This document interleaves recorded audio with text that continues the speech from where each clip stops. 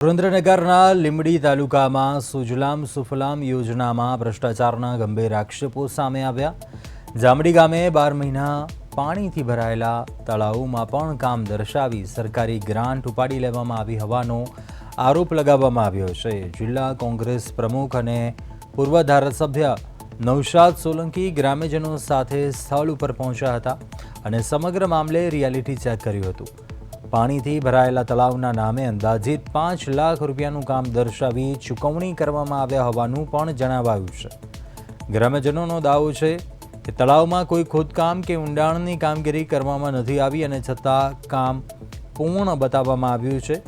જિલ્લામાં સુજલામ સુફલામ યોજનાનું સૌથી મોટું કૌભાંડ થયા હોવાનો આક્ષેપ કરવામાં આવ્યો છે।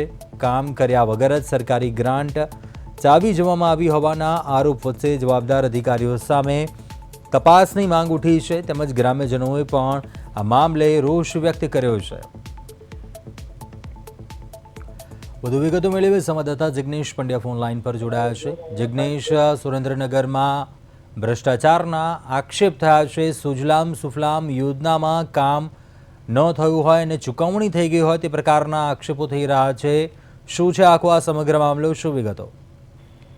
સુરેન્દ્રનગર જિલ્લામાં લીંબડી તાલુકામાં સુજલામ સુફલામ યોજનામાં ભ્રષ્ટાચાર થયા હોવાના આ આક્ષેપો કોંગ્રેસ અને ગ્રામજનો દ્વારા લગાવવામાં આવી રહ્યા છે।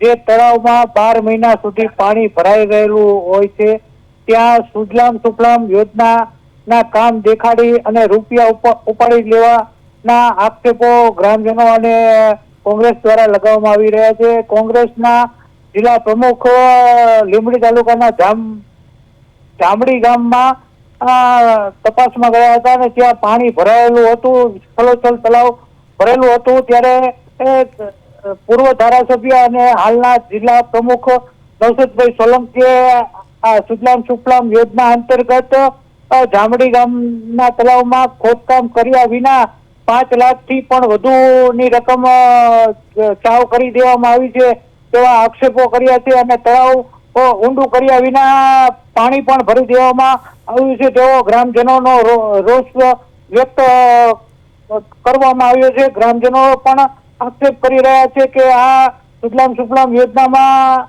મોટા પાયે ભ્રષ્ટાચાર થયો હોય। જી ચોક્કસથી જિગ્નેશ, આ મામલે શું રજૂઆત આગળ કરવામાં આવી છે? જવાબદાર અધિકારીઓ સામે શું કોઈ કાર્યવાહીની વિગતો સામે આવી છે કે કેમ? જે ગામ છે તેના સરપંચની કોઈ પ્રતિક્રિયા સામે આવી છે આ સમગ્ર મામલે?